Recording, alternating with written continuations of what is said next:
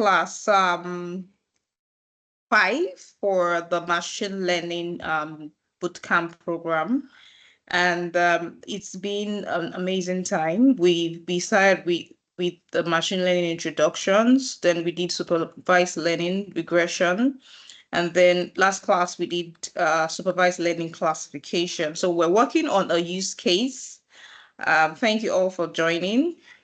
We're working on a use case last class, and then we'll be going right into completing that use case. Afterwards, we'll be looking at classification model evaluation, how to evaluate classification models, and also we'll be looking at other examples, and if time permits, we'll do feature selection, how to do feature selection in classification, and then we just wrap up with classification a bit today, if we are able to touch on that. Right? Okay, so let's just get started. I'll be going right to my screen.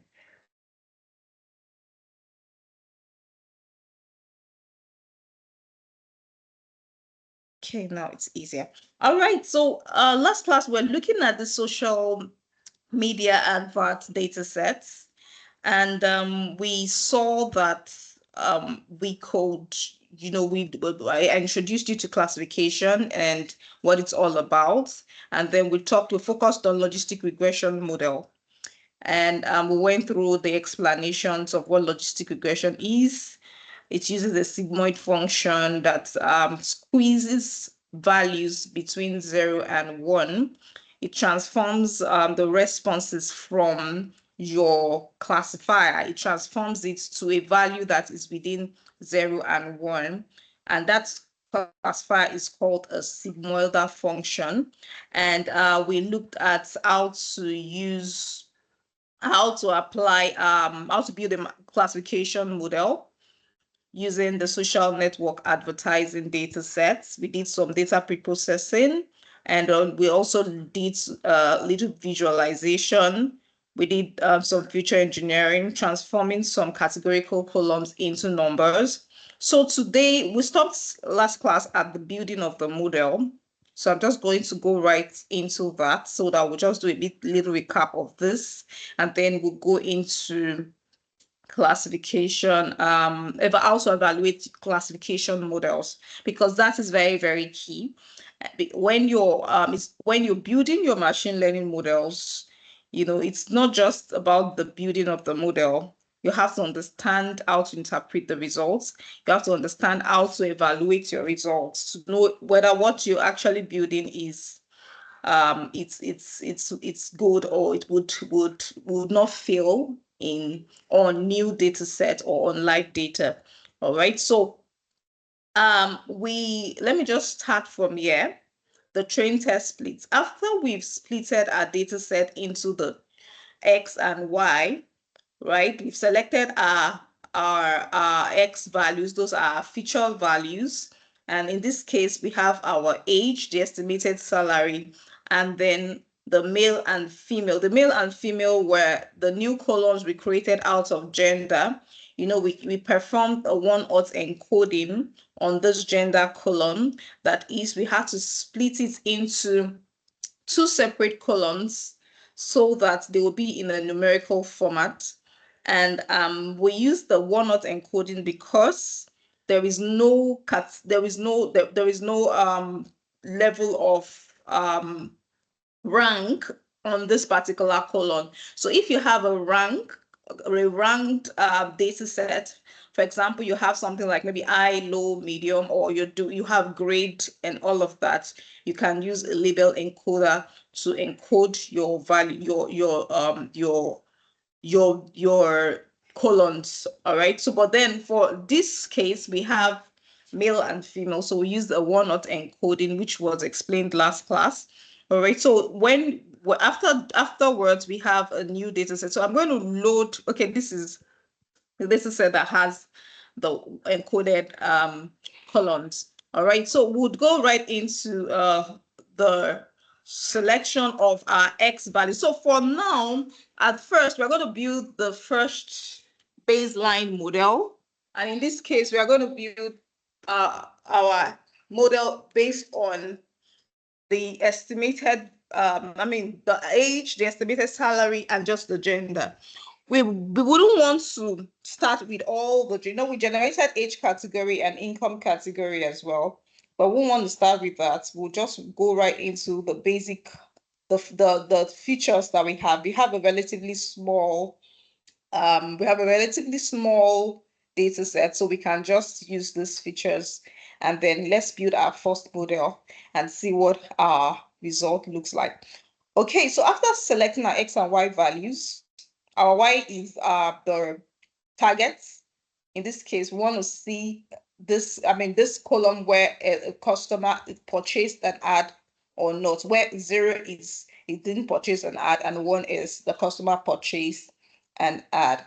Okay, so we're going to import our train test, just like you see that the process, even when building your regression model, is also the same thing. It's just that the libraries that you're going to use might just slightly be different. Okay, so here we are also going to use our train test splits to split our training sets, our data into our training set and our test set.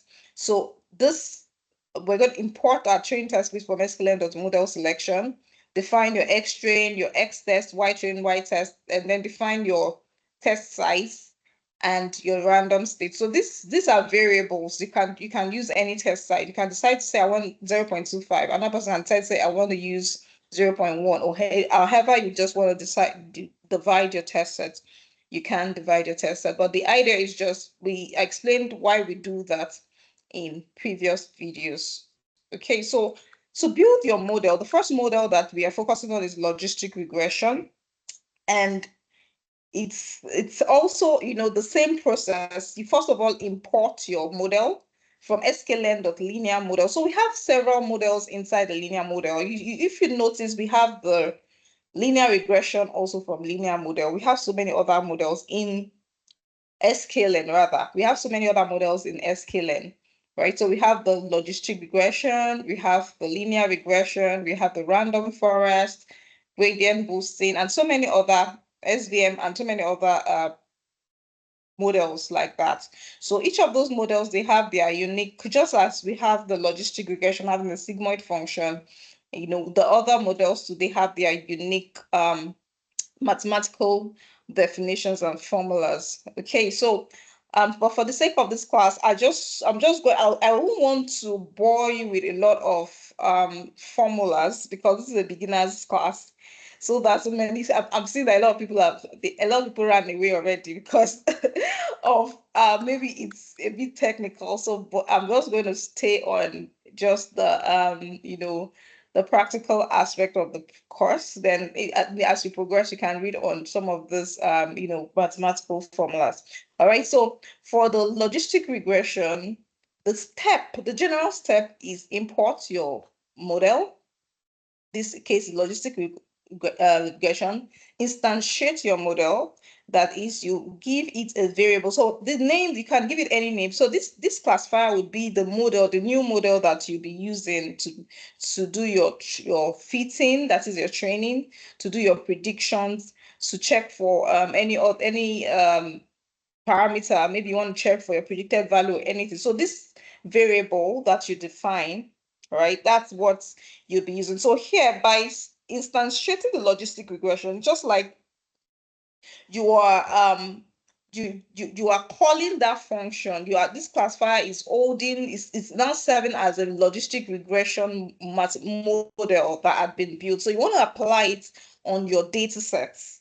So that is the process of fitting. You want to train the model. You want to train this classifier on your model, and your model, your data. Your data has your X values, that is all of your features, and then the Y value, that is the targets that you're trying to predict. Okay, so you're going to fit the classifier on your X train and Y train.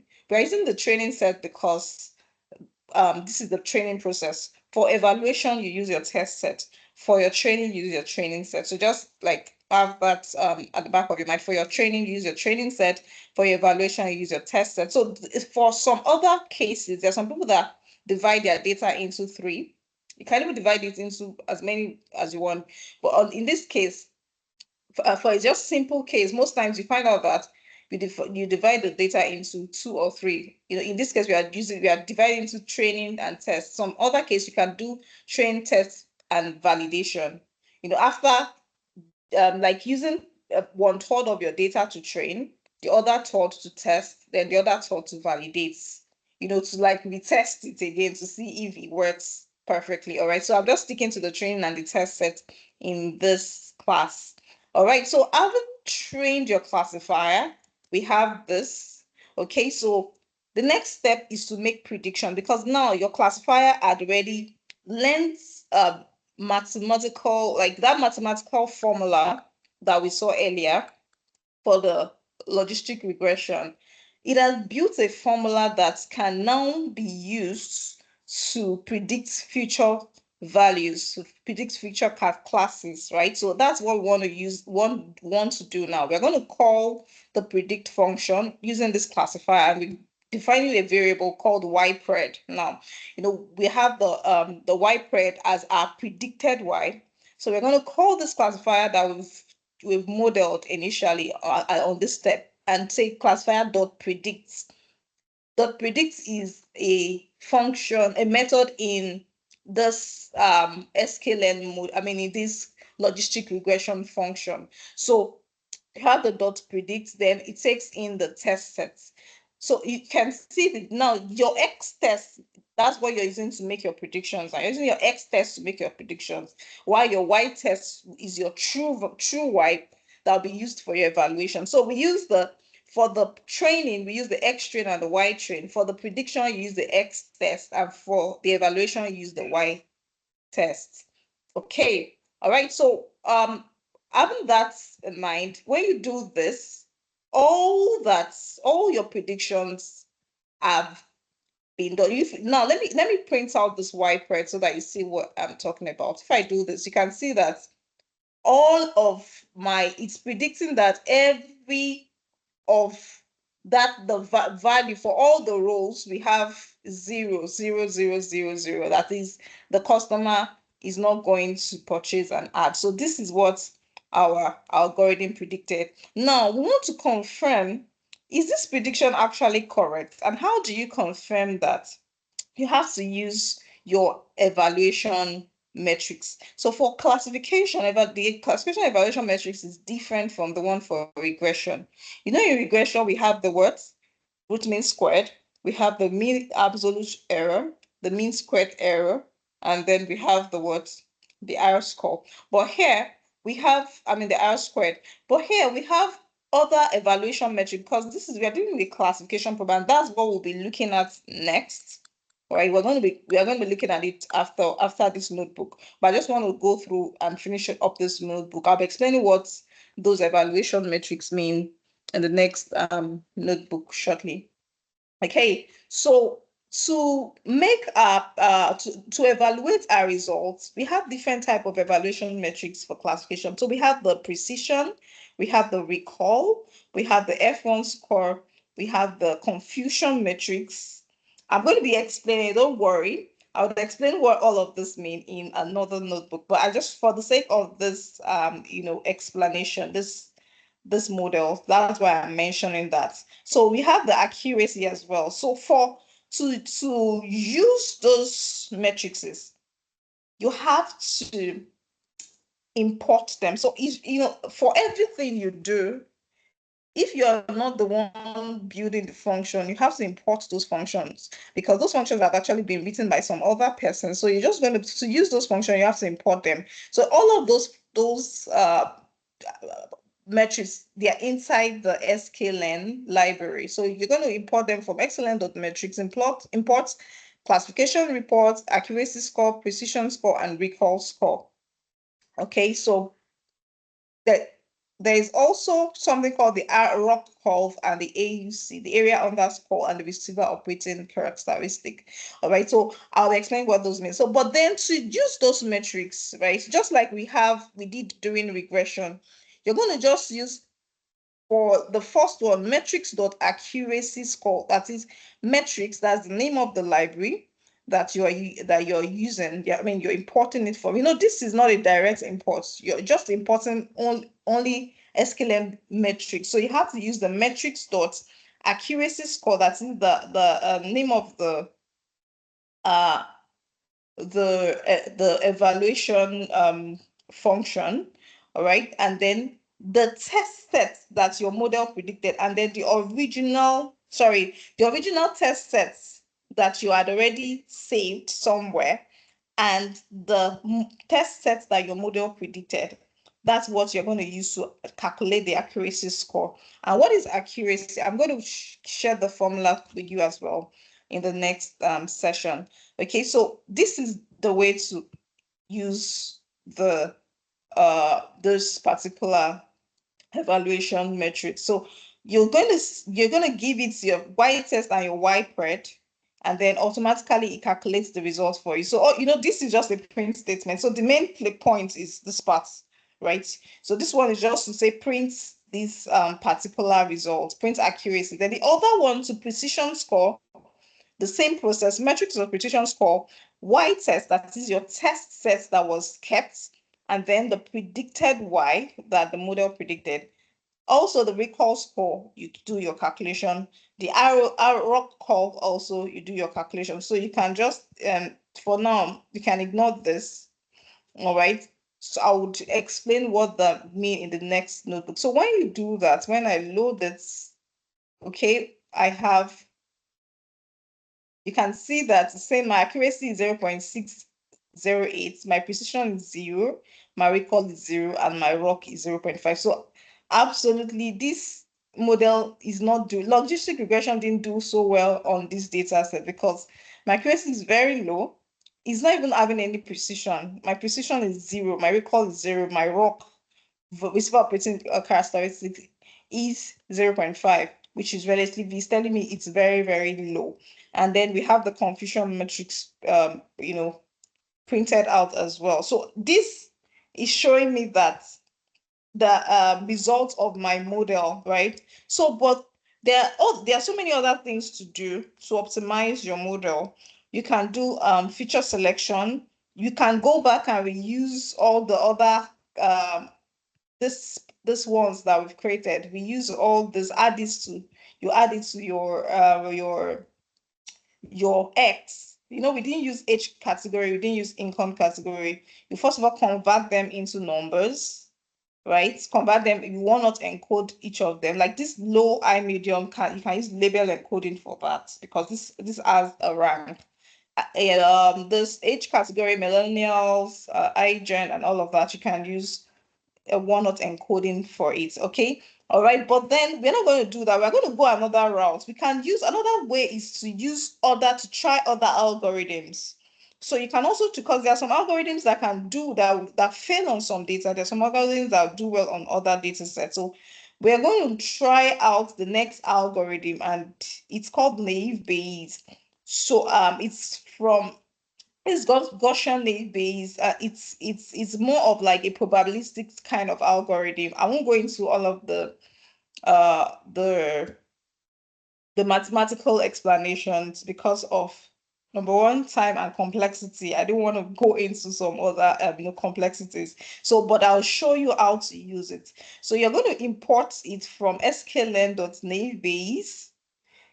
Import Gaussian MB is still the same. The way the process imports your model, then instantiate classifier, like you're going to give it a variable name and call that function Gaussian, the same name, Gaussian NB in brackets. So there's some hyper, they call it hyper parameters. That is some parameters that you can tune in this function, right? When you build your model, there are some parameters that can be tuned them. Like this, you can see the class counts, the class parity, the classes, and all of that. They can all be tuned.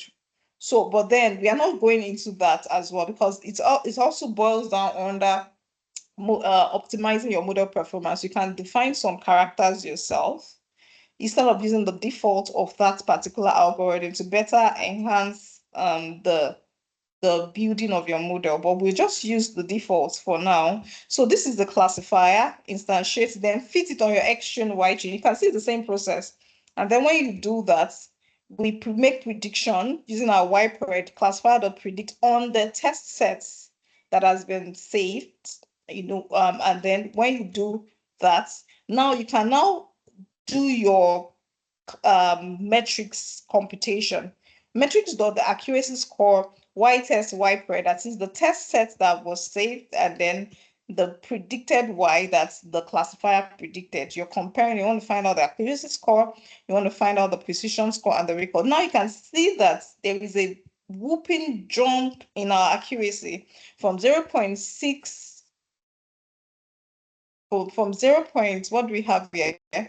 From 0.6061, no precision, no recall, right? Here you can see that we have a very good precision and a very great recall. So this model obviously it's outperformed logistic regression based on its way of executing building modeling. So, and you can see the ROC is so good.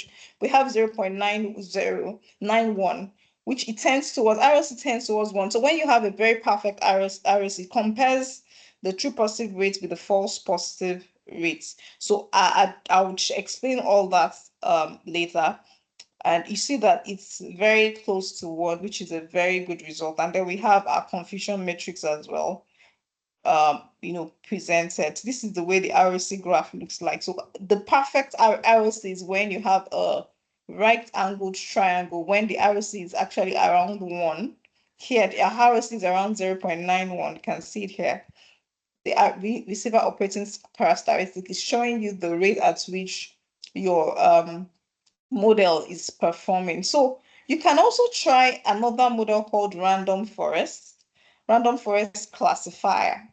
So here you can see that the same process, right, of building the model. We have the import statement. So you can see here that we are using .assemble in this case.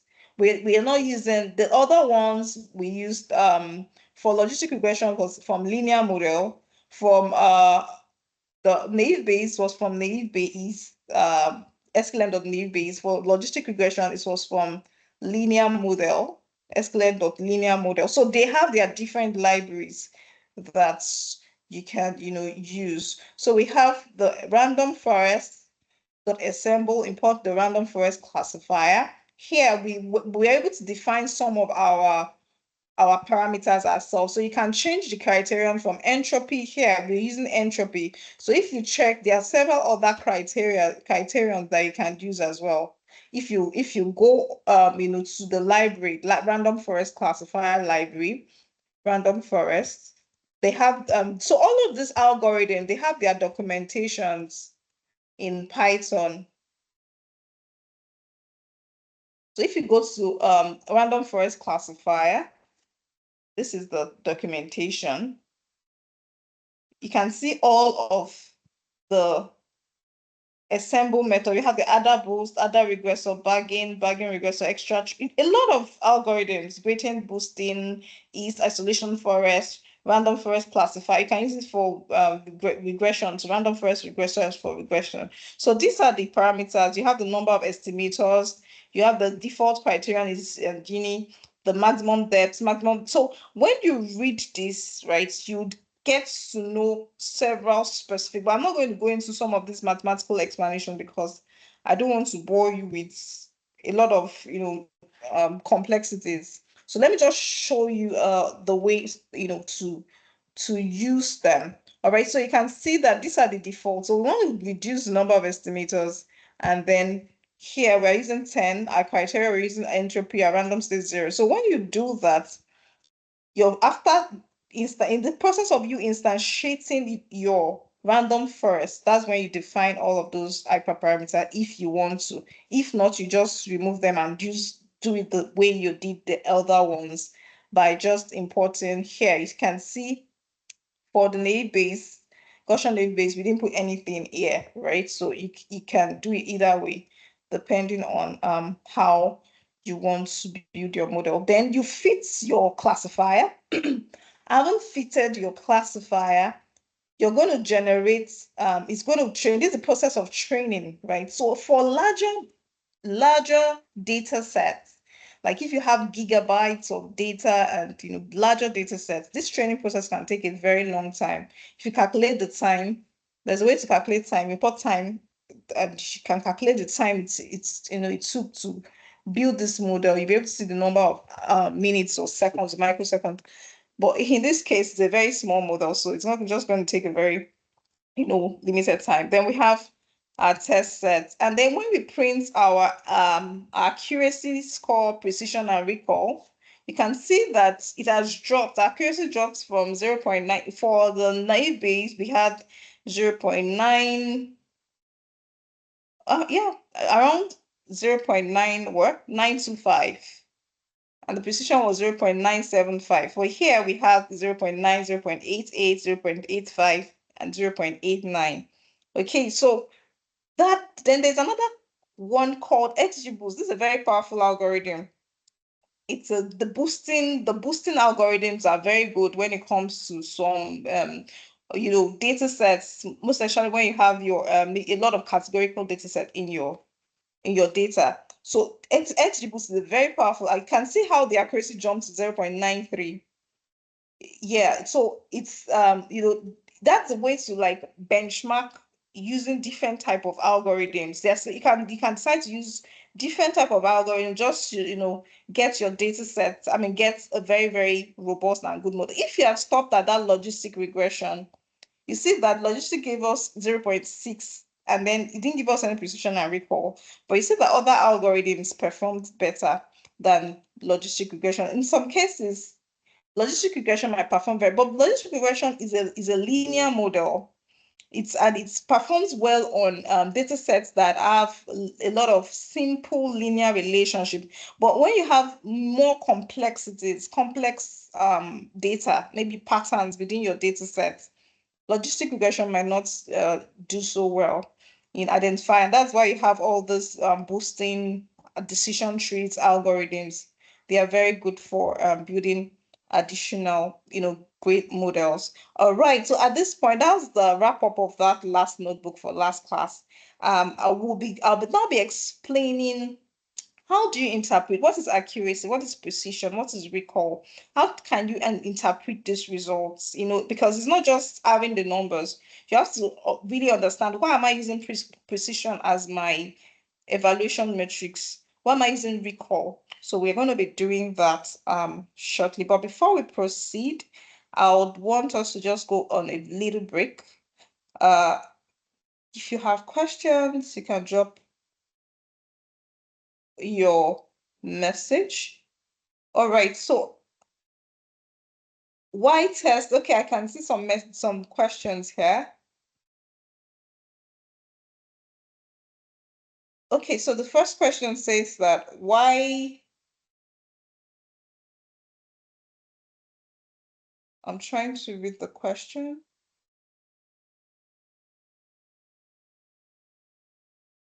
Okay, you're confused. When did we save Y test and XF? Can you show the code? Okay, we are just continuing from last class. So we did that last class. That's why I didn't have to go over that. But let me just show you where it is. I would show you that quickly. So now this is our data set, right? This is the data set we imported, the social network advert ad, right? And then we did some pre-processing on the data, trying to do some visualization. We converted the age into categories, going further, right? If you look at all this exploratory data, now if you go through the last class video, we did all of that during the last class, right? So after all the engineering and everything, at this place, when we had to start our model developing our model, the first thing we had to do was to encode this categorical variable. Like now, your model, when you're building your model, you might not be able to, for some algorithms, linear algorithm like logistic regression, naive Bayes, they don't accept inputs, numerical inputs. You have to convert them to numbers. There are some other algorithms that accept numerical, sorry, string inputs. They don't accept string input, you have to convert them to numbers. There are some other algorithms that accept string input, but for this one, you have to convert them to numbers. So to convert them, you can either use your label encoding and one-hot encoding, which was explained during the last class. So we encoded the gender colon and we converted it using one-hot encoding into, so we splitted it into a new column called male, female. So you can just check last class video on what the explanation is so that we don't eat into today's classes time. All right, so after encoding those values, now to build our model, the first step is to what? Select the feed. No, we are not using all of these, the columns here, because there are some features that we engineered ourselves that were not part of the original column. So the first step, before you even start using all this extra column, can you just build a baseline model? So this model that we got 0.9 is a very good model. That means if we tune further, if we really tune further and we do several other features, we can get something like 0.98, right? It can be better, because this is just a very basic model. Because if we go back and do some, feature engineering, probably you try, now the assignment, try to use other features and retrain your model to see if it's going to change the accuracy score. That is, when we were using defining our X and Y, I want to quickly go back there. Here, where we defined our X and Y, we only used age, estimated salary, male and female, which is just the default column, which are the default columns that were there when we imported the data set. Right, we didn't use the new ones, age category, income category. We didn't include that because those ones we just engineered those features, so we don't want to use that yet. We can still use that later after we've built our model, right? So after selecting your X and Y, so this is the place where you're splitting this X and Y. So this is your X, like I explained earlier. From now, if I have to print my X, let me show you what the X looks like so that you see it. So you can see this is your X, age, estimated salary, male and female. Those are your X columns. And then your Y column is just the target value. Your Y is the target value.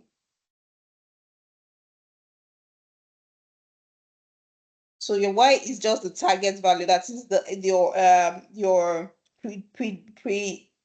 purchase column is your Y. This column is your Y. The other columns are your X. So I was explaining that there is a place where you have to split this X into training test and testing test. So if you have like 400 records, you can say I want 30% of that record to be my test set and 70% to be my training set. So in this case, we splitted it into 30-70, where 70% is our test set, and that is the X trained, 70% are training sets and 30% are extra. So 70% of the train of the X, this X is the train, 30 is the test, 70% of the Y is the train, and 30 is the test. So this is where we define our X train, X test, Y train, Y test. So for your train, for you to train your model, you're going to use just the X train and the Y train to train your model.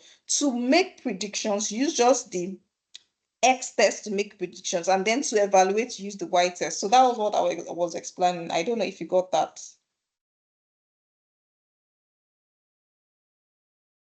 All right. You can indicate if you got that. Okay, great. The next step, after getting accurate model, what's next line of, is it to discuss it with your client, or what is the next thing? Okay, so you are going to, after getting your accurate model, you've settled the model that you want to use for your data. You have to export it. You can export it as a pickle.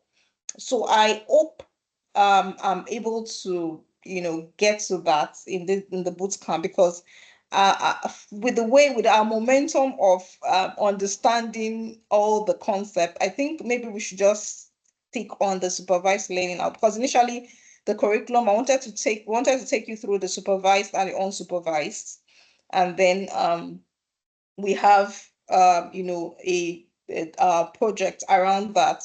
But if it's a little bit technical, we can just stay on the supervised learning algorithms. That's the regression and the classification for now. Then maybe during our intermediate boot camp, we can go into all of the other ones. So because this is a beginners boot camp, I think maybe just so that you're able to really understand how to even build your model end to end. So after building your model, you're going to have to deploy it into production, because to deploy it in production, you would save it as a pickle. There's a library called pickle, or you can save it in a JSON format. There's a way you save your model, and then you're going to pass it on to the developers. If you're in a company, you normally work with your developers, and so you can pass it on to your developers, and then they integrate it for testing. They test it on their websites, maybe, or you integrate it to a mobile application, you integrate it to anywhere you want to use your model, right? If it's at the back end, if it's a recommendation system on your e-commerce website, they integrate it there. And then when you're after integration, there's a process of retraining your model. You allow users to use them. That's what ChatGPT did as well. There's a way the model tends to learn from experience. The more people use it, the more data you're able to gather to retrain it again. So that there's a process of you retraining. Is a cycle. So as people are using the data, they are making predictions. They're making new predictions. You are gathering historical data. So you are passing it through all of the training process again. You're not building the model. You're not going to build your model, but you're retraining that place dot fit where you have the dot fit. You're going to pass in your data set to retrain your model so that it gets better, learning new things, learning new relationships, learning new characteristics, and then that's how your model improve over time. And so it also identifies if there are any maybe new cases, new issues. You're able to identify that from your model. So there's a place of you retraining your model. All right. So, but for this bootcamp, I'm hoping that I would show you how to deploy it on maybe even if it's a Streamlit application. We can build, even if it's a regression model, we're able to build it, and you're deploying it using Streamlit has made a lot of things easy now. You can deploy it on Streamlit, allow people to use it on on the web browser, and then you see how it automatically makes predictions to your users, and it's amazing to see that, right? So I hope that answers the question. So regarding ROC, that's where we're going to. I'm gonna explain your model evaluation matrices now. The model evaluation matrix for classification. That's the next thing we'd explain. So I just went through that notebook so that we'd close that so that we can move to the next thing. So I think I've been able to answer almost all the questions. So let us get into. I just want us to take a little quiz break. I'm going to share a Slido link. I think I have this. It's just a very it's just a very it's not it's just a very. I just want to understand how you guys are, how you all are doing. So you're going to describe your weekend with an emoji. Describe your weekend with an emoji. Let me share it. I'm trying to share this. Okay, I've gotten the link. I'm going to share this. So I want to see all your faces. This one-way talk on the call, sometimes I might not really get to know what you people are doing. Some people might be sleeping. I don't even know. But then, we are not using cameras because I want a smooth recording, and we don't want interference. Our mics are turned off. So just quickly describe with an emoji, how did your weekend go? Use any of the emoji, then I'm gonna share with you all at the end before we go into our next task. Okay, I just dropped the link. You can start, you can start joining.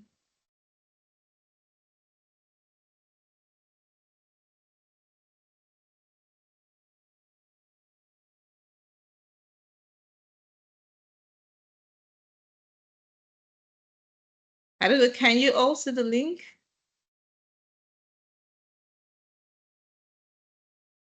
Aha, okay. Somebody was stressed during the week. I can see somebody's face. Somebody had a nice weekend. That's great. Oh, okay. Was it cold? I don't know. I don't understand this emoji. Keyboji.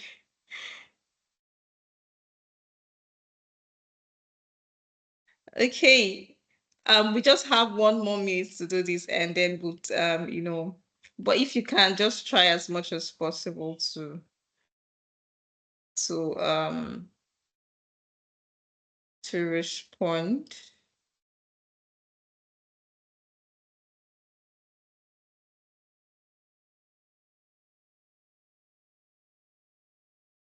Okay, Olayemi, combining algorithms, yes, it's possible to combine algorithms and then you have your for better accuracy.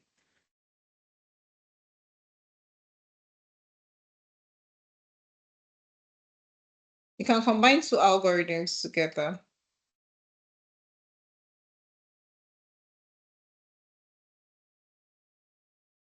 But we're not going to cover that in this class because some people are already getting some people are running away already. I'm not seeing all the faces. I mean, not everybody that I've been seeing right from this class started. Okay, busy for fun field, interesting, exciting. Oh, somebody played this football. Great. Um, it's amazing to see that we were all we had 1 or 2 experiences over the weekend, and I just want to encourage you all that let's just keep it going. Let's keep the momentum. It's always like this when you're learning a new thing, but then it can only get better and better. All right. I hope we all enjoyed that break. Uh, I'll would get back into our next task soon. All right.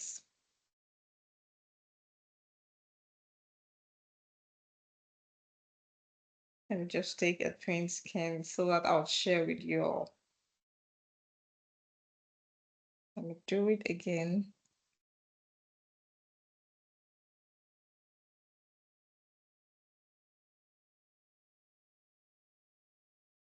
Sorry. Okay, so we'll be going into the next task. We're going to the next task shortly.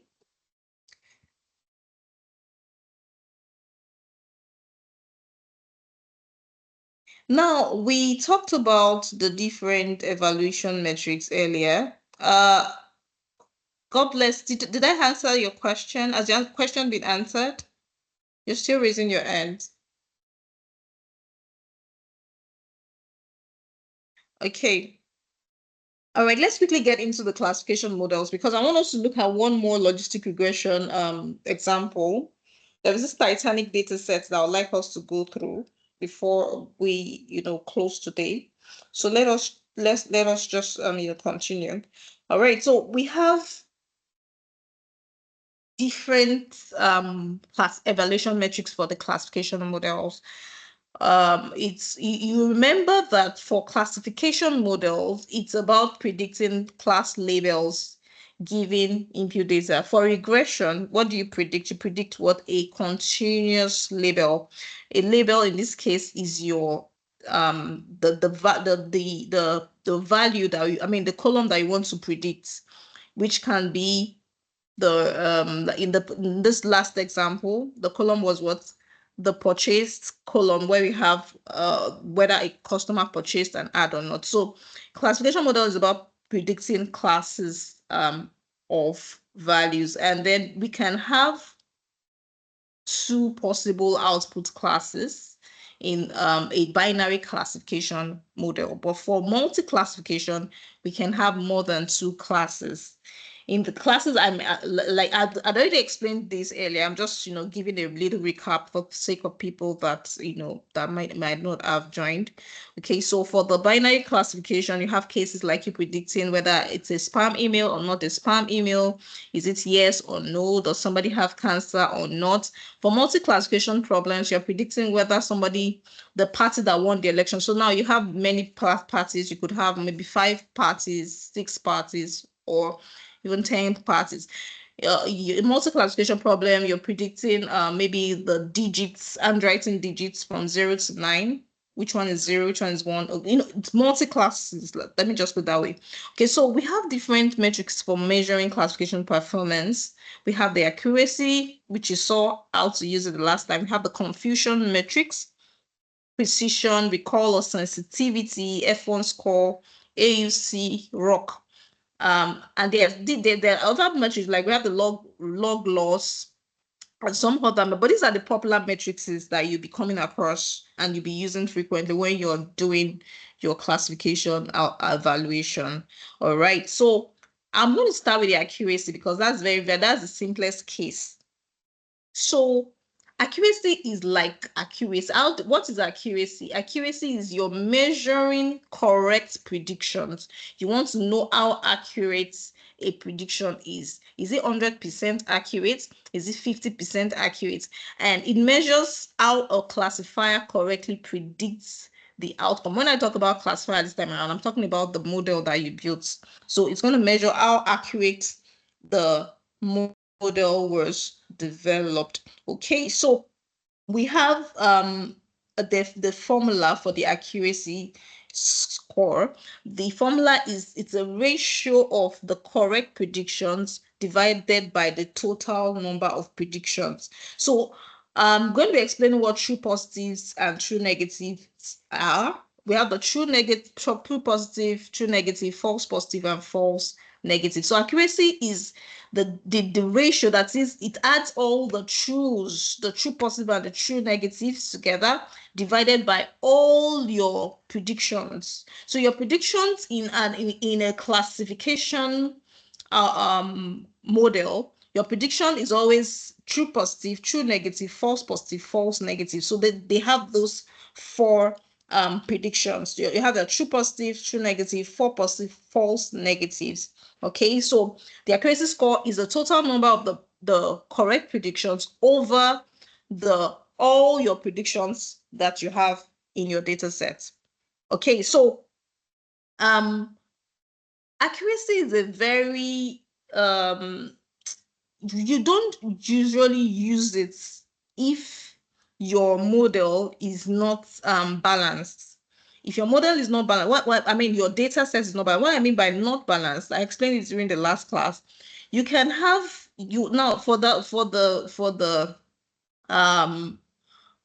data that had predicting whether somebody is going to place an ad or not, right? In that data set, you could have like 300 people with the value of no, they will not place an ad, and then you have 100 people with the value of yes, I will place an ad. So in that case, your data is not balanced because you're having more cases of people that are not predicting. I'm not placing ads, and then you're having less people that are placing ads. So your model will be biased towards the people that are not placing ads. So that's what accuracy does. So if a model gives you a 99% accuracy, it's not telling you the actual performance of your model, because a model, now let me give an example of this explanation. Now you have a task to predict if an image is a boy or a girl. I don't have a pictorial that, but just imagine you have a task to predict whether an image is a boy or a girl. That's a classification task, right? So first you have in a supervised learning algorithm, you fit your training model on your training data, and then you test it on your test data, after which you make your predictions, and then you compare it with your your true values of Y. If the model, right, as if the model has more of boys in that particular data set, maybe 99% of people that are there are boys, right? The model would always predict, the model will have an 100% accuracy because the model has learned to predict somebody to be a boy. But if he has fewer, maybe out of 100 roles in that data set, you have like 99 roles as is a boy, and then just one of them is like a girl. That model would as always as learns the relationship that, okay, for every of these cases, this is a boy, these are the characteristics of who a boy is. So because he has not really trained on what the girl's characteristic is. So when a girl comes into the picture, it will always predict that it's a boy because that's what it has seen. So that's what accuracy does. Accuracy tells you, doesn't really give you an 100% picture of what your model is. Your model can say it's 100% accurate, but that doesn't mean it's a perfect model. And that's why you have other evaluation metrics come in. So in this case, it's in reality is rare to have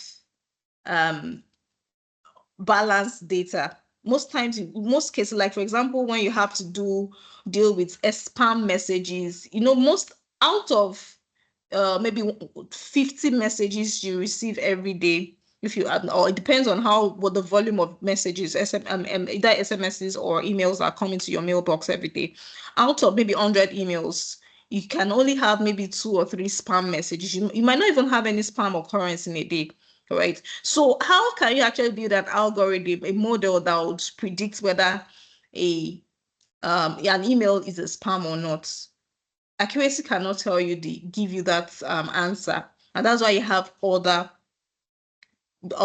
metrics that would be able to help in that case. So for prediction of spam SMSs, credit card fraud, not often you have such cases.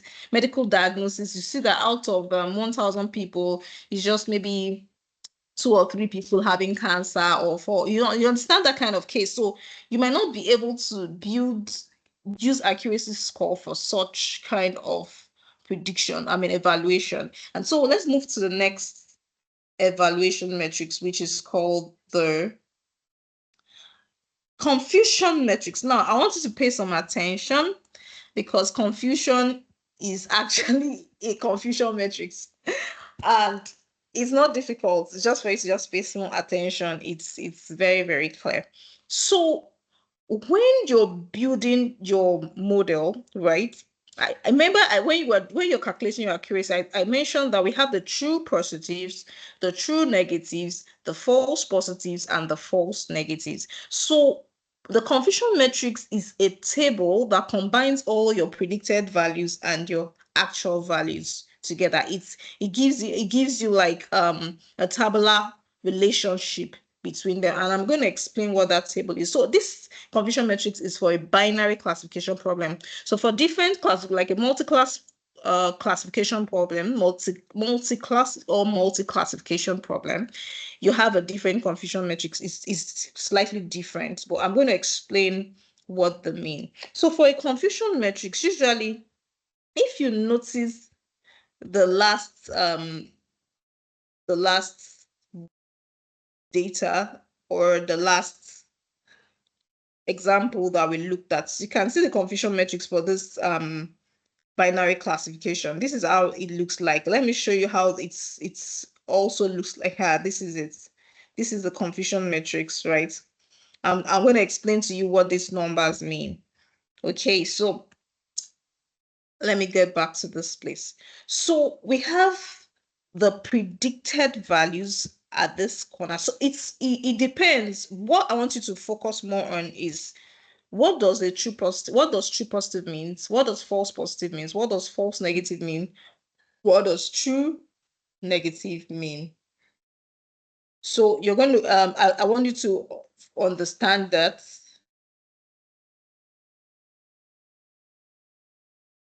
Okay, so I want you to understand that, because this can sometimes you find out that some people write their actual values here and your predicted values here. So I want you to just pay attention to this. But then, however it is written, just know that when your prediction, what's now, when you're building your model, there is always your actual value.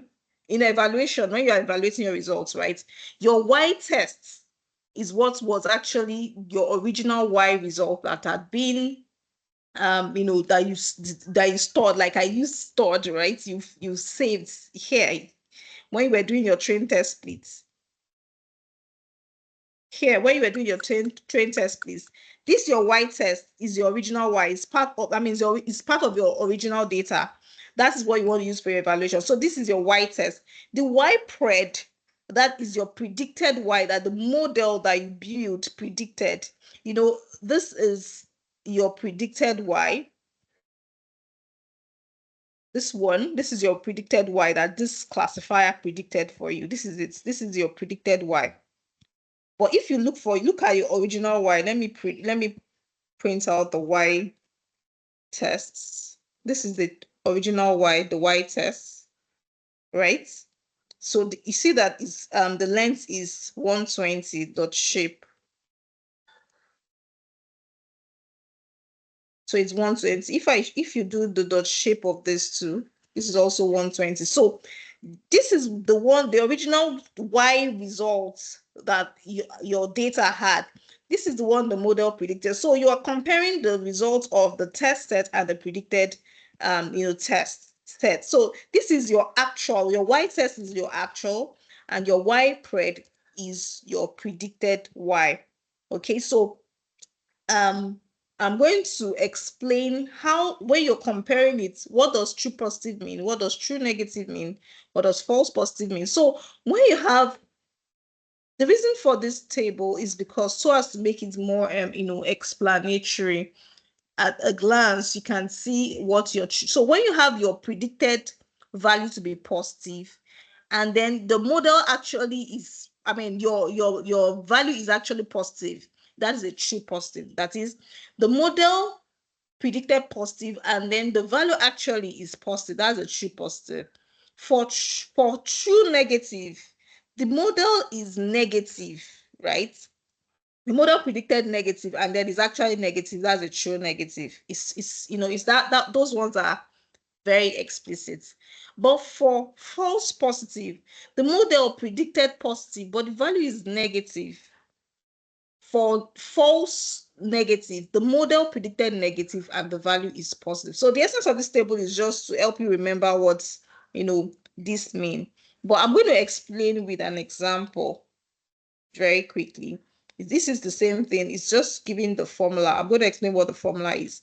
Now let's look at this case, this example of cancer and no cancer. Now, your actual class, that is the actual Y values or in that data set, is this. Okay, let me reduce my screen. I hope you can see my screen very okay. Perfect. All right, so your actual class is what? No, that's the actual Y is this, and then your predicted Y, the one that the model predicted, was this. Now, for your true, this is your true positive. Your true positive is that the model predicted that patient has cancer, and then the person actually has cancer. This is how the results is being compared, right? When you're in picture, in having the full picture, this is how it looks like. But then in all the mathematical forms, that's where you have all the codes and everything. So you can put it in a pictorial format like this, just to have a background of what's going on behind the scene. So for your true positives says that the model predicted cancer, and then the patient actually has cancer. So here, how many true positives do we have? We have 1, 2. It counts it, and then it records the number here. That's what happened here. The model predicted, let me go to my classification report, confusion metrics. Our true positive is 73. The model predicted that there was no ad, and actually there is no ad. I mean, the customer didn't purchase an ad, and actually the customer did not purchase an ad. So here we have the true positive. The true, now let me go to the next one.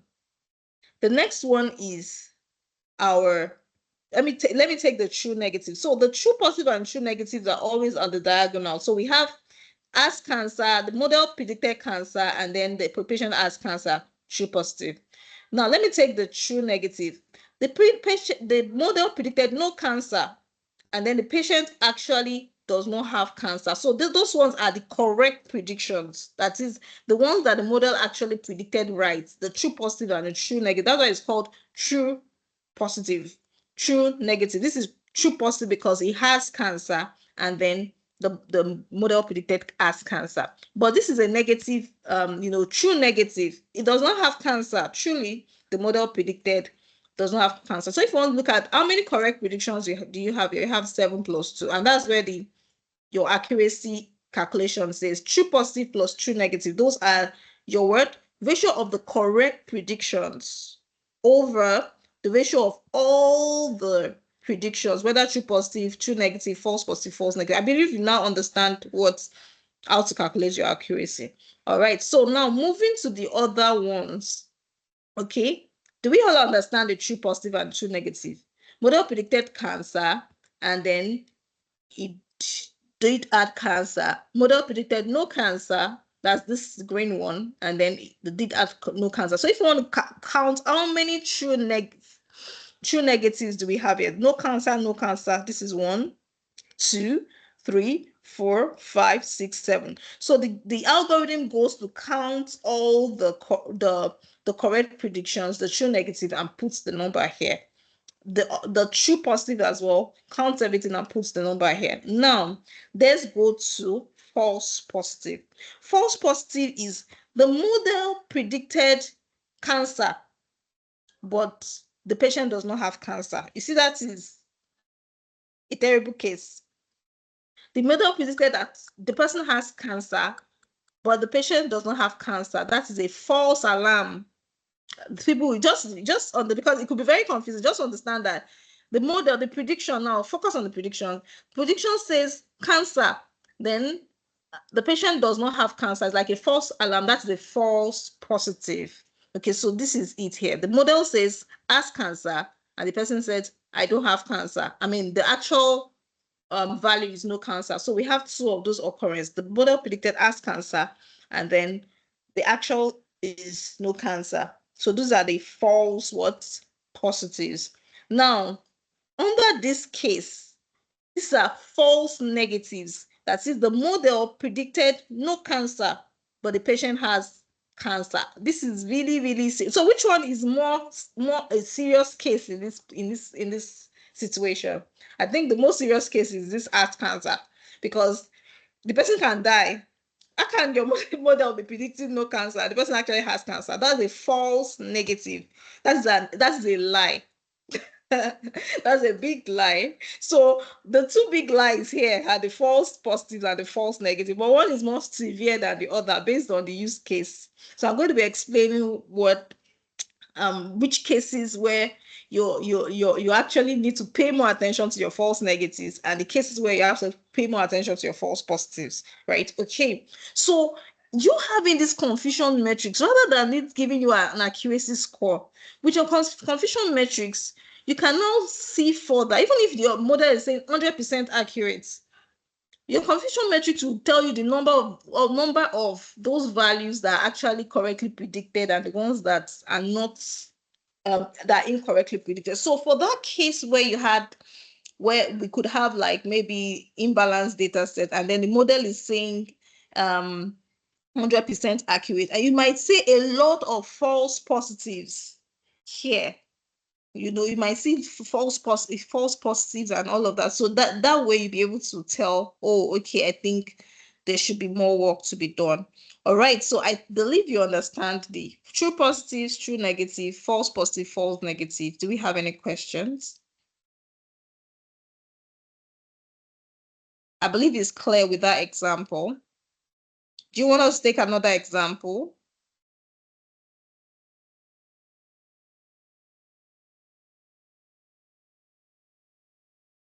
Okay, I'll take that as a yes. We all understand. Okay, so let us move forward. Okay, so moving forward, we have the true positives. I mean, the false positive is called a type 1 error. And in statistics, you must have heard of type 1, type 2 error. False positives are called type 1 error. That is a false alarm. The model predicted positive, and the person, I mean, the actual value is negative. That is, we predicted the person had cancer, but the person does not have cancer. That is a false positive, which is a type 1 error. But there's a bigger error called the type 2 error. We predicted negative, and then the model the model is saying positive. So we predicted that the person does not have a cancer, but then the person has cancer. That's a type 2 error, false negative. So for your confusion matrix, this is just how it looks. It's just for you to see all the true positives and the true negative. Now, aside you having the confusion matrices, right? You need to calculate. There's something called the precision, the recall, and the F1 score. So that's what I want to explain. Now, for you to use these true positives, true negatives correctly, there is a formula for precision, and precision is defined as the number of true positives divided by the number of predicted positives. So when you're using precision, you're focused on correctly predicted, how many correctly predicted cases actually turned out to be positive. The predicted cases in your data set, all the predicted, we have a predicted Y. You want to see how many out of your predicted Y could be, maybe your model predicted 50 50 rows of data. Your model predicted 50 rows of Y. But out of those 50 rows, how many actually turned out to be positive? So precision, we use precision when your false positive is higher, of higher concern than the false negatives. So in a case whereby you want to focus more on the false positives, false positive is that the model predicted positive, and then your model is saying negative. That is a false positive, right? So that's a false. So in that case, for false positive cases, precision is of high importance. Maybe if you want to focus more on your false positive as your mode of judging the performance of your model, so you use precision in that situation. And it's actually applied in maybe recommendation systems, e-commerce websites. When you're building a recommendation system, or your you have a recommendation system is a system whereby you're recommending to users maybe the next kind of genre of songs they would like to listen to. You want to maybe somebody has been listening to a particular type of song, and then you are able to predict the next song that the person would likely listen to. So in that kind of system, your true positives will be what the song the person likes.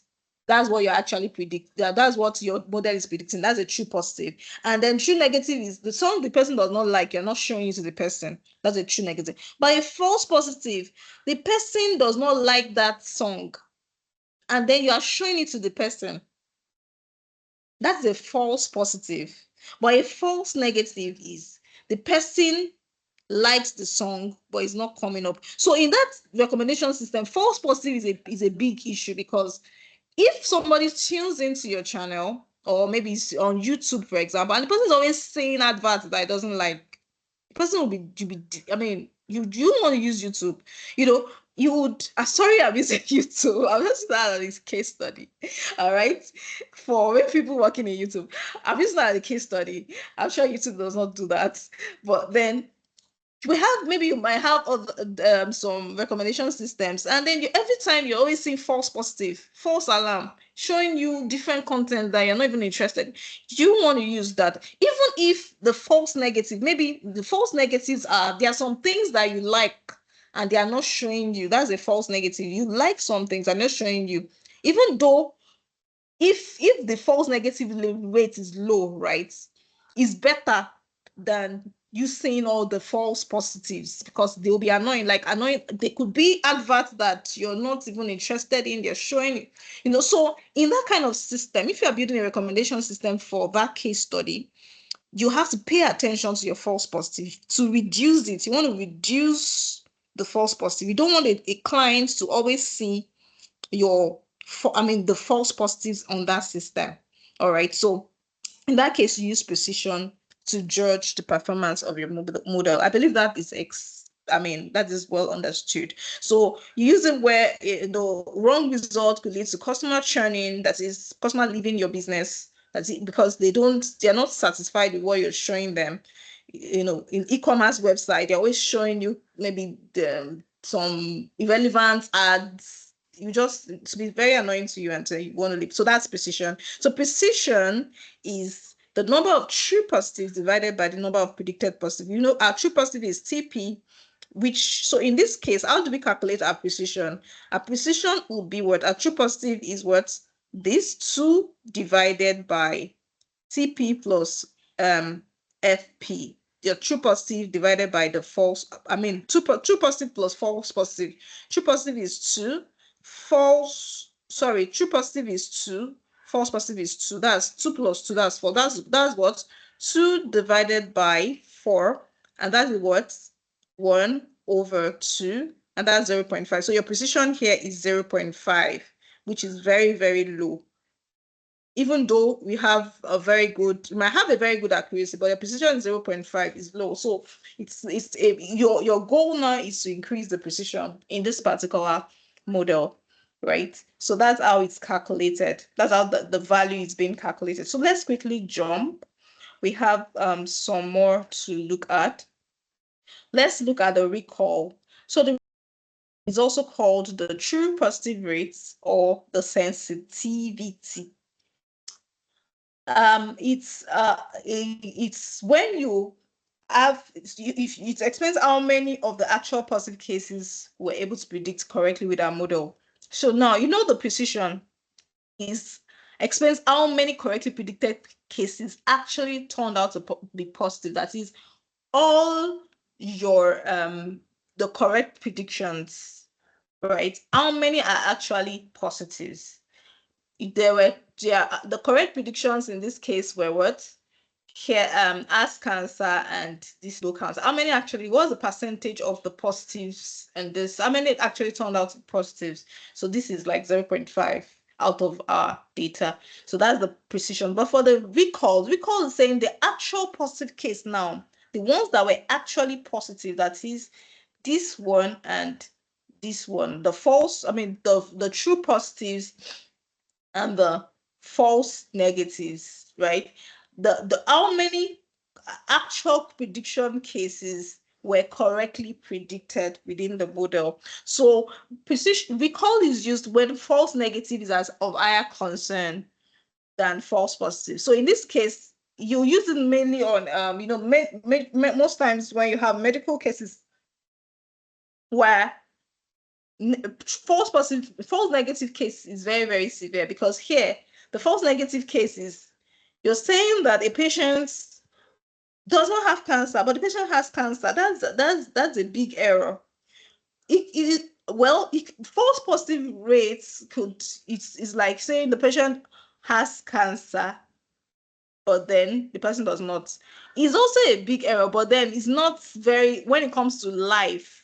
This one is just more of like mental health. Maybe the person you're saying the person has cancer and the person does not, right? It's just like maybe mental health, but it's not like it's going to really, really cause the person to die. But in this case, the person has cancer and your model is saying no cancer. That's a big error, because treatment is supposed to come to solve you. You have to attend to this person more urgently than this person that is in this category. So here the false negatives are of higher concern on the recall. So you use recall, or that's what it's called, sensitivity, the true positive rate.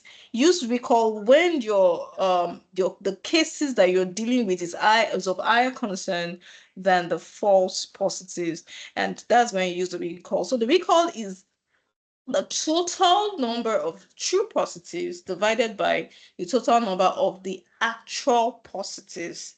The actual positives are the true positives and the false negatives. So the true positive and the false negatives are the actual positives. So the actual positives, the actual positive, the true positives, this is the true positives, and the false negative.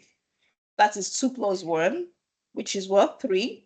And then the true positive is what? 2. That is 2 over 3. So we have that 0.66, which is slightly higher than the true negative. So this is kind of better than the recall is kind of better than the precision in this case. Okay.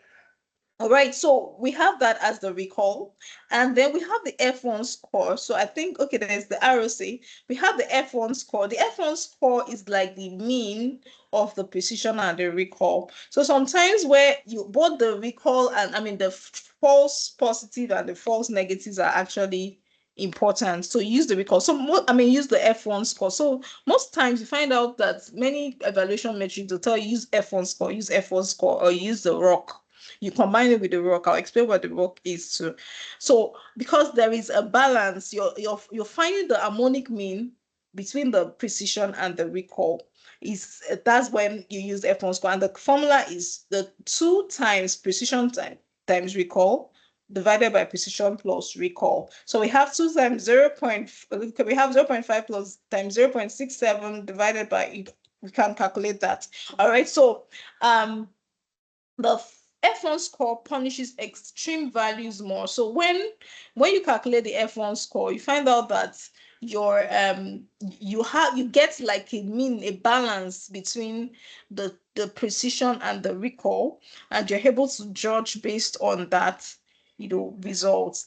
And here, when you have a low F1 score, you can further improve the performance of your model, and it can be an effective evaluation metrics when your false positives and the false negatives are costly, and then when you're adding more data, it doesn't change your outcome, or the true negative is high. So in this case, your F1 score could help the situation. Finally, let's look at the ROC. The ROC is the receiver operator's characteristic. It's a probabilistic curve. If you look at this last example, we have this ROC plotted. It's a curve. This is like 0.5. This is like the division of the curve.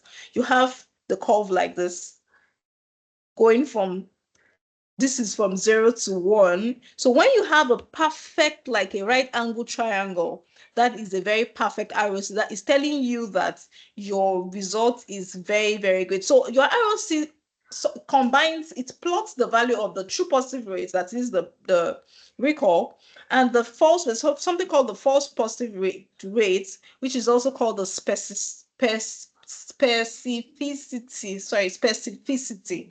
I'll check the pronunciation properly, but it's also called the false positive rate.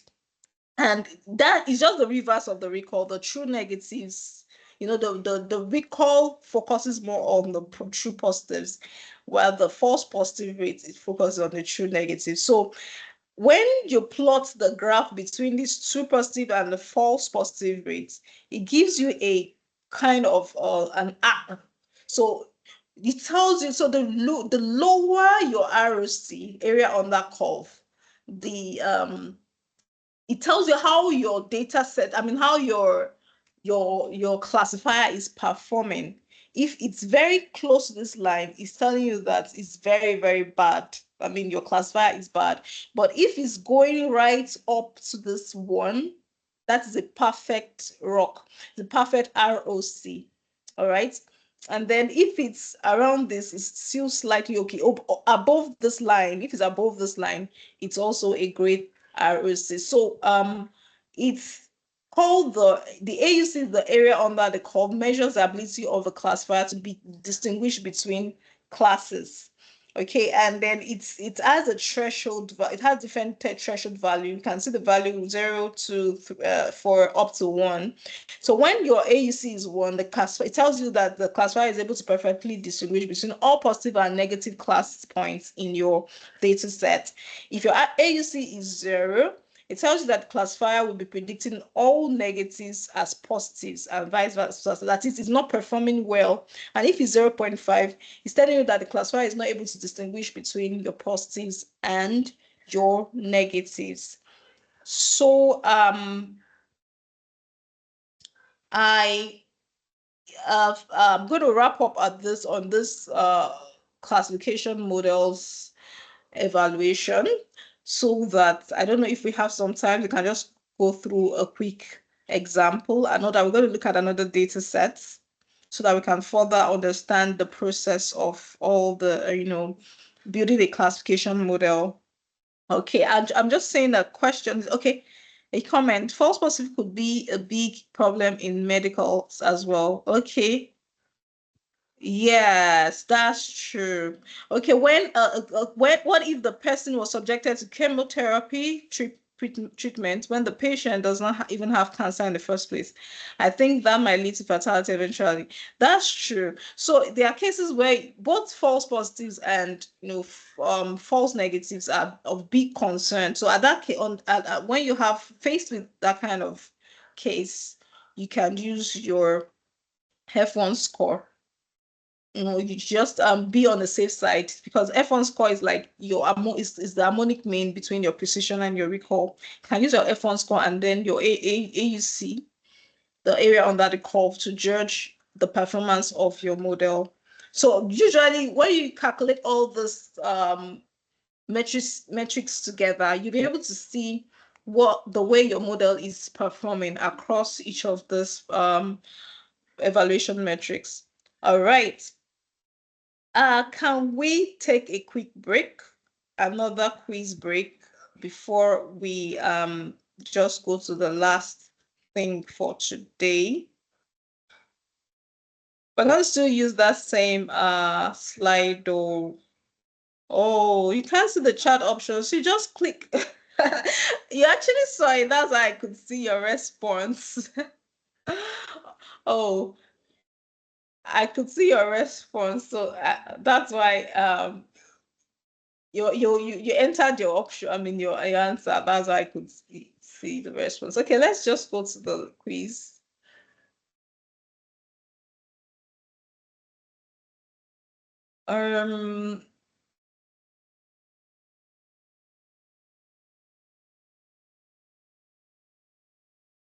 Okay, let me see how to start this quickly. Thank you all for the emojis. I'll just close that now so that we can do the quiz.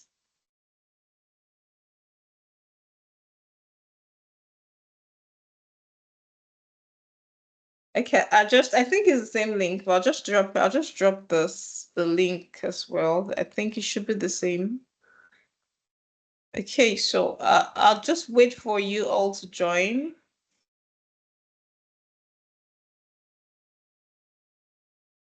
Then we get started.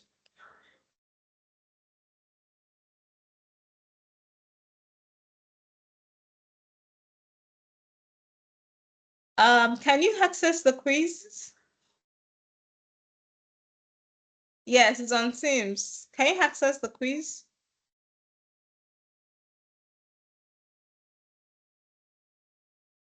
Okay, let me just close this so that let me stop the poll so that we can focus on the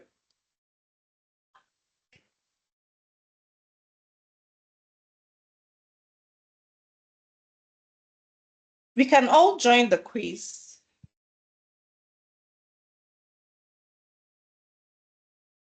Okay, I think I need to start it first.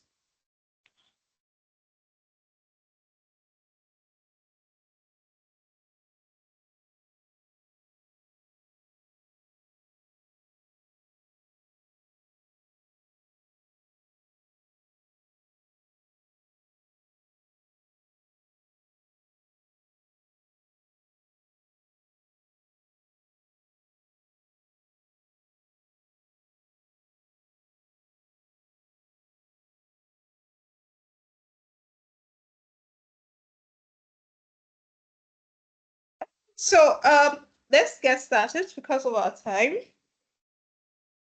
It's just, I think, 3 questions, not too difficult. So let me just start it.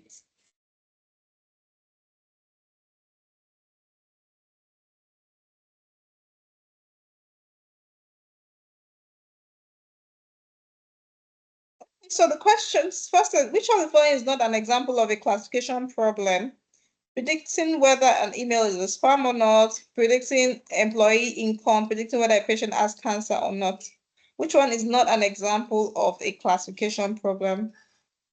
6 more seconds. 5, 4, 3, 2, 1. Okay. Thank you. We all tried. So the answer is predicting employee income. You know, income is a continuous variable. So that is not a classification problem. Cancer or not, you're predicting two categories. So that is a classification problem, 2 classes. Whether someone has cancer or not, spam or not, but income is a continuous variable. So it's not a classification problem. All right, let's go to the next one. Are we ready? Next question starts now. Which of the following is not an example of classification model evaluation metrics? Precision, recall, RMSE, F1 score. Which one is not an example? Which one is not an example? All others are example except one. Which one is not an example of classification model evaluation metrics? Okay, so I'm going to show it now, show the answer. The answer is RMSC. RMSC is root mean squared error, is for regression. Precision is an evaluation matrix. Recall is an evaluation metric. X1 score is an evaluation metric, all right? And RMSC is not. Thank you for attempting that. Okay, so the next one we're going to do is the final one. Let's get started.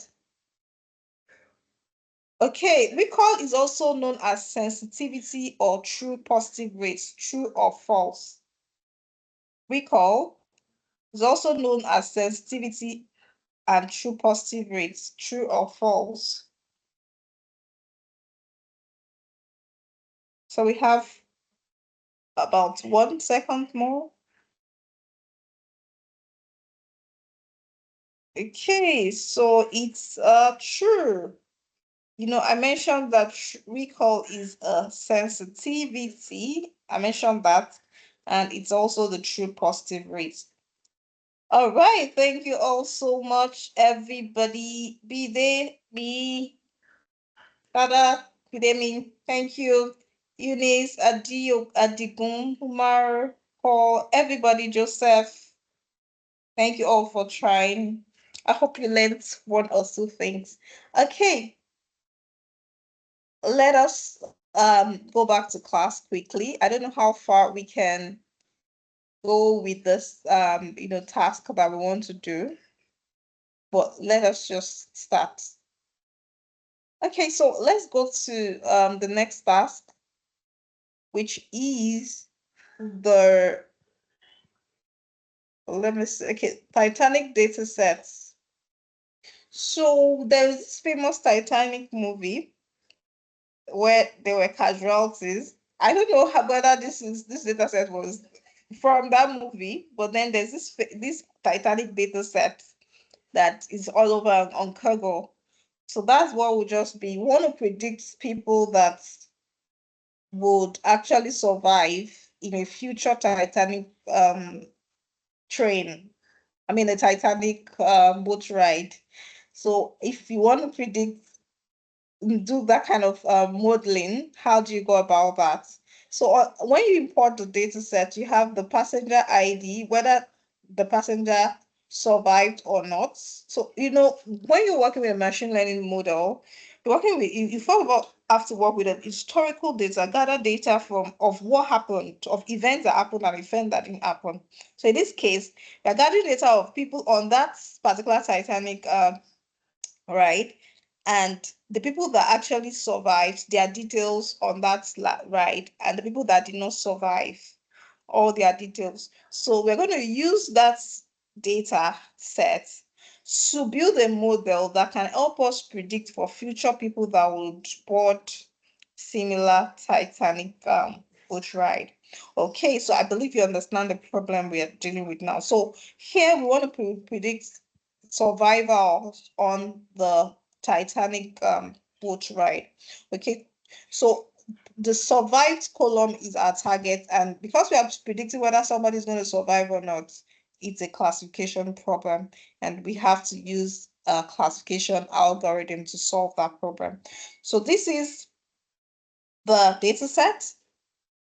We have the Titanic train.csv, import it, check the sample. And here we have the passenger ID, the survived, whether they survived or not, the passenger class 313, the name of the passenger, the gender, the age of the passenger. This I don't know, CS. But then usually for every data set you get, you have a data dictionary somewhere stating what the data is about, what each of the columns are about. So that will guide you on how to use the data set. So we have the ticket number, we have the fare, the amount the person paid, we have the cabin, the place where the person sat, or the cabin, and whether the person embarked or not. Okay. Right, so here, haven't seen all of this, you can also check this SCQ. Okay, let me check so that I think Titanic data sets so that I can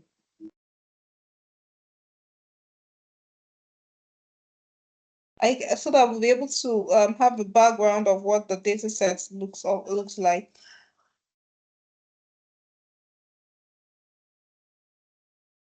Okay, good.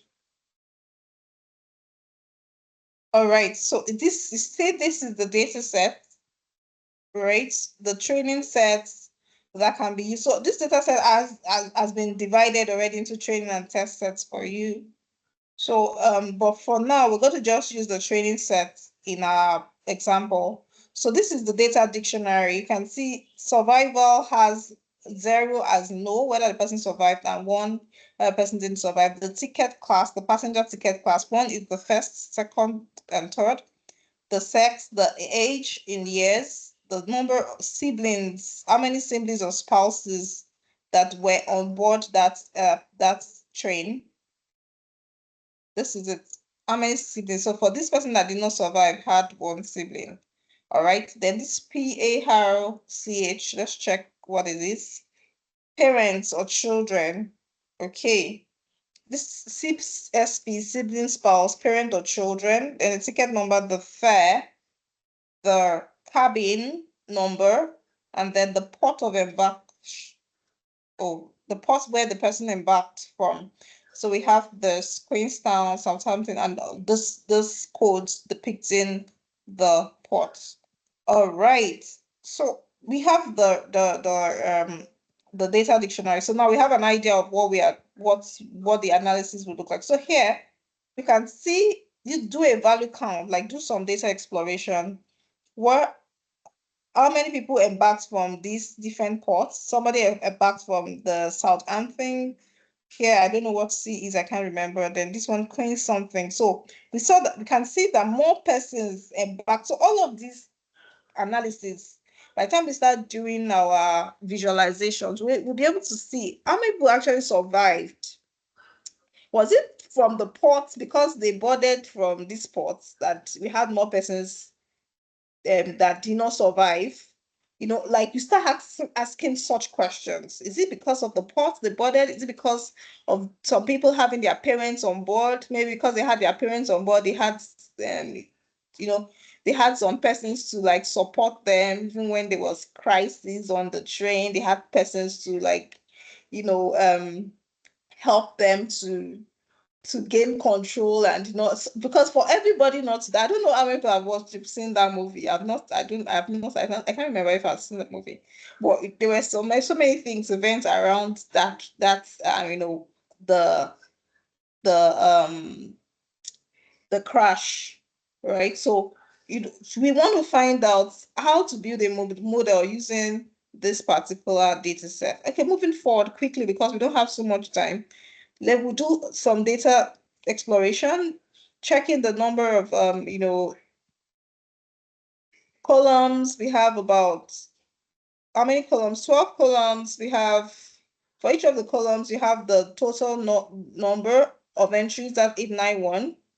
And then you can see that we have some missing values. The cabin, we have just 204 people that they have their information. So the remaining about 600 and something, we don't have information about them. The cabin, and a cabin should be, is a very good, it should tell us the position where the person sat down. So, I think that should be a very good feature that we should have an idea of. But let's just continue. At this point, let's just take note of that. We have the ages, that some ages are not, are not there. Okay, so those are the two places of concern. We have the columns, check the columns, do a gist plot of people that survived. Then you can do a correlation matrix. You want to see what's the correlation between all of the, most especially the ages. Your correlation should be around looking at your numerical values. You want to see the maximum number, minimum number, and most especially your age and your fare. You want to see the correlation between each of them, whether they are outliers. Like now you can see the age. The age we have. Okay, sorry, the correlation you're checking. I was thinking that we're looking at distribution. Sorry, the correlation now. The correlation, you're checking the relationship of the features, which ones are highly correlated with one another. So here you can see that with the survival, the one that is mostly correlated, highly correlated, is the fare. Wow, that is that's some insights there. The fare, and then the next one should be the age. No, not the age. The fare. We have the fare, then the passenger, parent child, whether the person has a parent or child on board. All right, let's just move forward. We can do an heat map to give us a heat map to give us the visual representation of the correlation matrix. Sorry. So here you can see that on our survival column, this is survived, because this is what we are very important, we're interested in. Survived, and comparing it to each of the columns, passenger ID, and so passenger ID is not useful. We're not going to use it, so I think I'm going to ignore that. Survived, we have a negative correlation with, okay, the perfect correlation because it's the same number. Then we have the passenger class, which is a negative correlation. We have the age, a negative correlation as well. We have the sibling, most of them are negative, but we have the passenger, parent, child, and the fare. So for classification, correlation might not really be of so much interest in classification problems compared to regression. So it's regression that correlation is very, very useful. So in classification, there are other, when we get to feature selection, but by next class, we'll look at how to select our features. So I'll show you the different feature selection algorithms you can use rather than using the correlation metrics. Okay, so moving forward, one check for null values, which we've identified. We saw that under the age, we have 177 and the cabin, we have 687. Okay.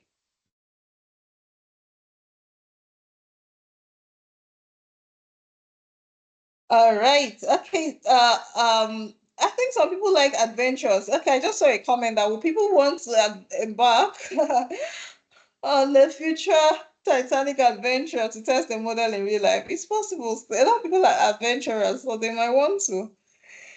Well, or probably there might be some look-alike kind of adventures that people might want to, try out. All right, so this is just an heat map of our null values. You can see that we have more null values in the cabin compared to the age, and every other place is blank. Okay, now let's just do some more insightful visuals. So you're going to check, let's do the counts of people that survive and people that did not survive. So we have a lot of people died. Wow. We have out of over 800 and something, we have about over 500 actually died in this data. So let me load it because I would have to type at some point. Let me just load this. I hope it's fast enough. So if you can't complete this, we'll continue from here next class. But I just want us to go through another example so that we become a little bit more comfortable with how to build our models. Okay, so we have the count plots of the survived and the people that did not survive. Okay, let me check. Data TI dot survived.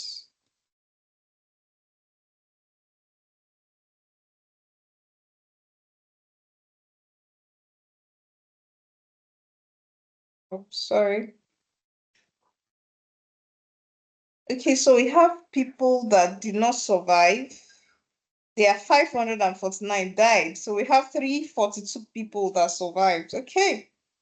The data set is not really balanced, but at least we have some like ratio, some good like 60-40 ratio. Okay, so let's add some key to it.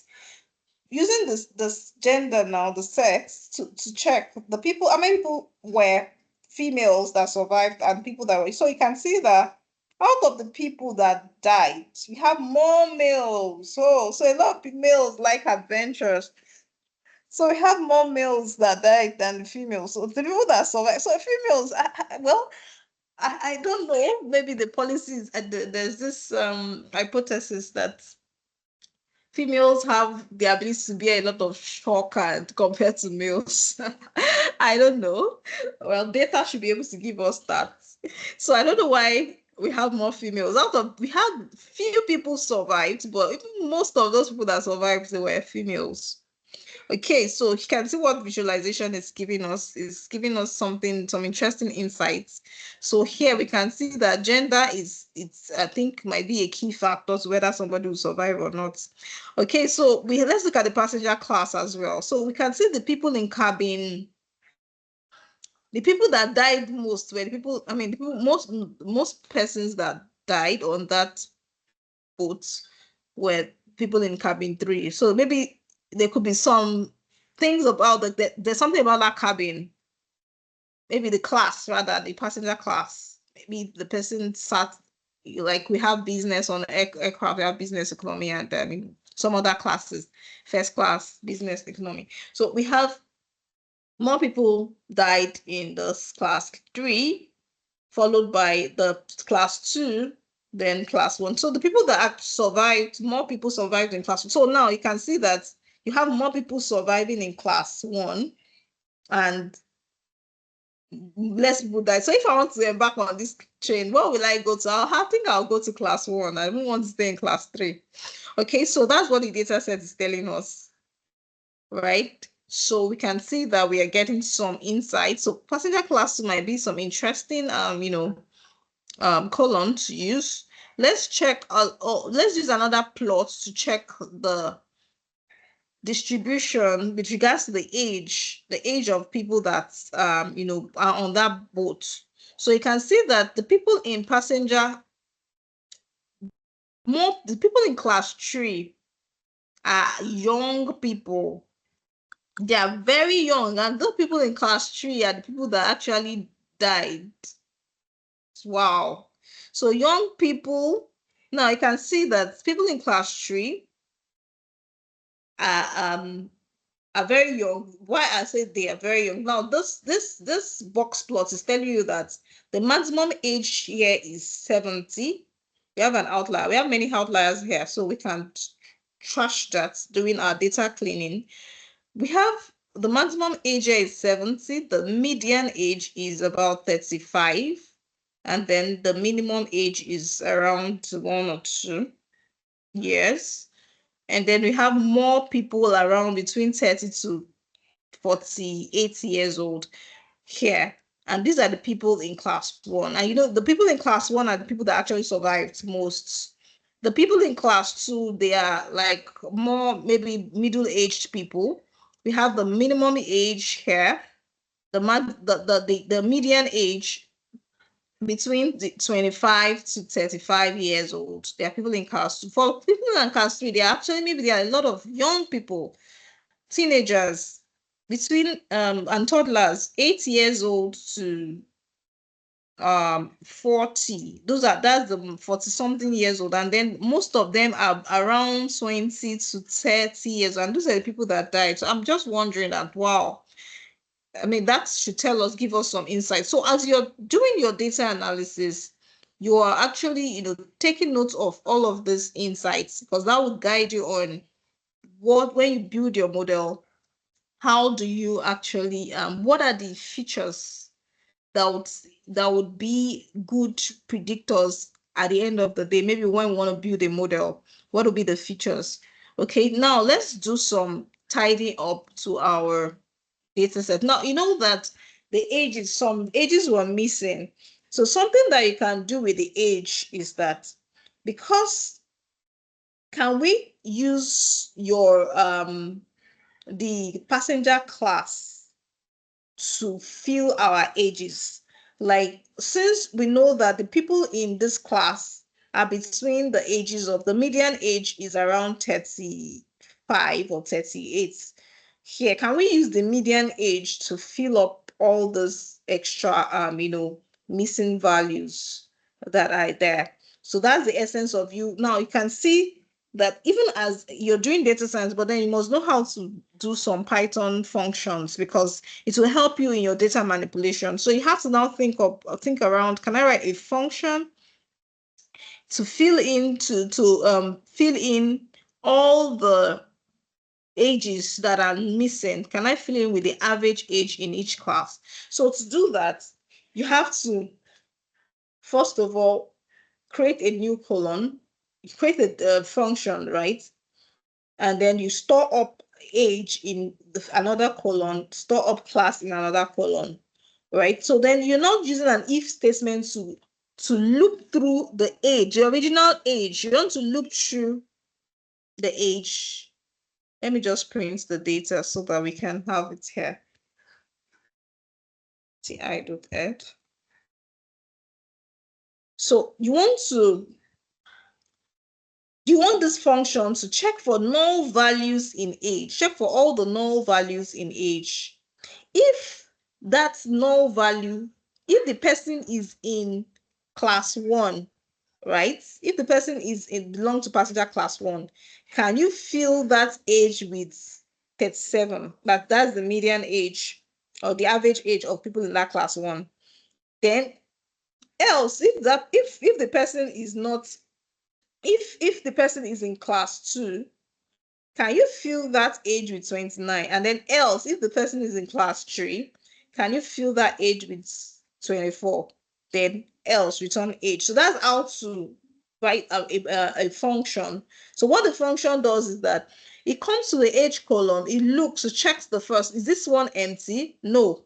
It goes to the next one. Is this one empty? No, there's something there. It looks at this one. So anywhere it sees NA, for example, if this is NA, if this is not a number, right, it comes to the class, passenger class. What is the passenger class? If the passenger class is 1, then it replaces that NA with 37. If the passenger class is 2, it replaces that NA with 29. If the passenger class is 3, it replaces the NA with 24. So that's what this function is doing. So eventually, when you load this function and you apply it, use your .apply function to apply it to this age and class columns, you see that your new age now has been filled. You see that there is no missing value in your age column anymore. So you're good with your age column, right? So for your cabin class, which also has a lot of missing value, you can decide to drop it, or you can decide to drop that cabin class, because usually when you're building your model, if you include missing values in your model, it's kind of it adds noise to your data set. So you'll tend to like treat those missing values before using them. All right. So another thing you need to look at is all this, like the mail, this SCS, and all of that, they need to be converted to numbers.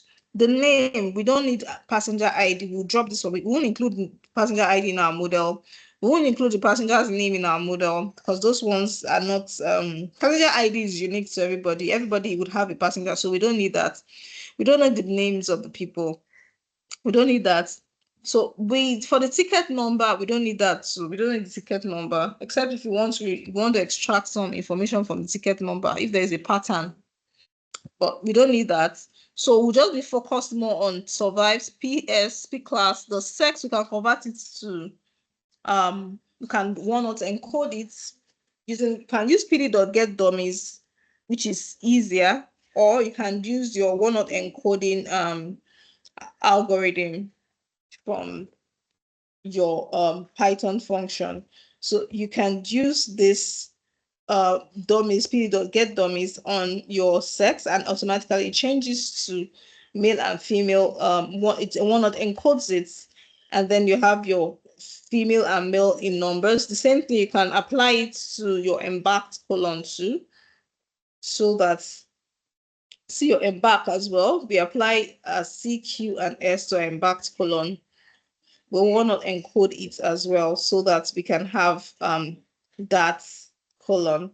So we added all of that to our table, okay, by concatenating the original TI, the sex, the encoded gender, and then the encoded embarked column. Now we have all of this. Now for us to continue, we have to, build our model. So this is just more correlation matrix. Okay, I just want us to quickly go to our model development because of our time. All right, so we've dropped all at this point. Let's now select our data sets that I want to use. So we've dropped the name, we've dropped the sex, we've dropped the ticket number, the cabin that was empty, we dropped it, the embarked column that we transformed, we dropped it, and the passenger ID, we dropped it. So we have a new table that I want to use for our model. You can see everything here. So this is our target, and this would be our features that we'll be using. So let us do our model. Now you see that it's clean. There's no missing value. We can now start building our model. So let's use our regression, logistic regression. The first step is to select our X. Our X is all other features apart from the survived, and then the Y is the survived. So this is our X and this is our Y. And then you import your train test splits, X train, Y train, X test, Y test. We're selecting 80% of our data as our test set, as our training set, and 20% as our test set. Then we instantiate our logistic regression model. We fit it with the X train and the Y train, and we make predictions. You can see the newly predicted Y here. And after predicting our Y, now let's check our results. We can check our result. We can use that classification report. We can use our precision recall. You can use everything, and then you can now choose the one that you want to finally focus on. For here, we're using the classification report. That's just like the classification report in Python gives you the precision recall and F1 score at a glance. Okay, so you don't have to do that one after the other. Okay, so here you can see that the precision of the people that did not survive is 80%. The people that survive is 79%. The recall as well, and the F1 score is, then the average is given here. For the confusion matrix, you can see that the true positives, we have 93. The true negatives, we have 50. The false positives, we have 13, and the false negatives, we have 23. So we are saying that we have more false positives. I mean, more false negatives. That is, people that died. I mean,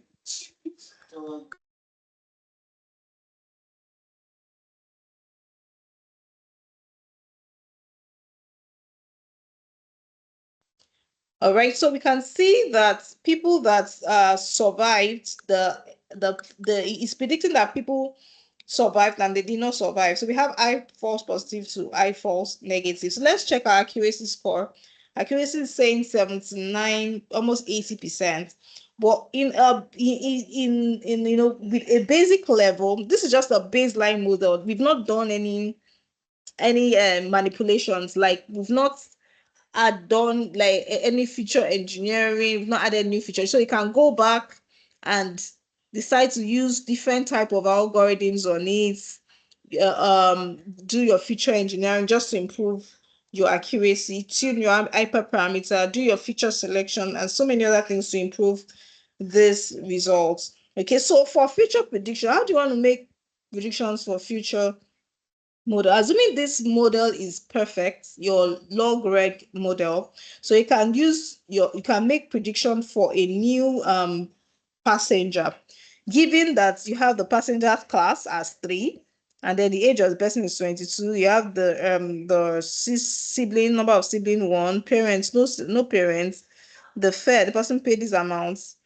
the person is a male, 0 is female, the person is a male, and then the person's class. So when you, this is the tested, so when you apply that model that you built that predicts, it's telling you that the person would die. Okay, maybe because the person is a male. All right, so that's how to use, to do your future prediction. So you can do prediction in batches, you can do prediction, individual predictions, right? So, but then our focus now is on improving the model to be sure that this model is actually, working well. So that before the person embarks on that train, you first of all go and check the model on the sorry, not the train, the boat. Go and check the model, type your name, enter your class, enter your age. You predict whether the person is going to survive on that boat or not before the person embarks. So that if the person is saying, you're not going to survive, so it's better for you to just keep your money and don't embark on that adventure.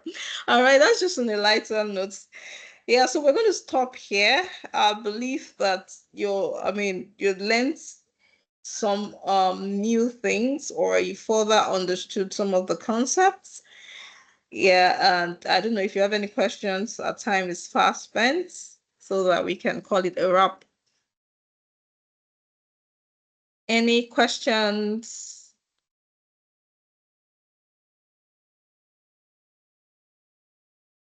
Okay, so the notebook is I'm going to upload this for the last class that's been uploaded. I'm going to upload this on the LMS for you all to use.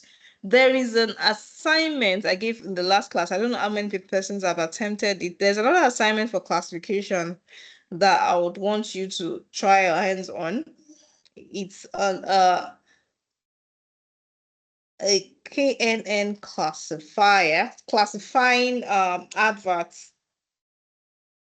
Let me open the data set, but you can try your hands on it. I'll put it on the LMS. So next class will also touch on classification as well. So okay, this is even the answer, the solution. Okay, I have the assignment somewhere in the class. I'm going to I'll attach it to you. I'll attach it on the LMS so that you can try your hands on it as well. And so that you can, once you try your hands on exercise, it will be easy for you to further strengthen the concept like in class. All right, thank you all so much. Thank you for joining. Do enjoy the rest of your evening. We'll see you next class. Bye for now.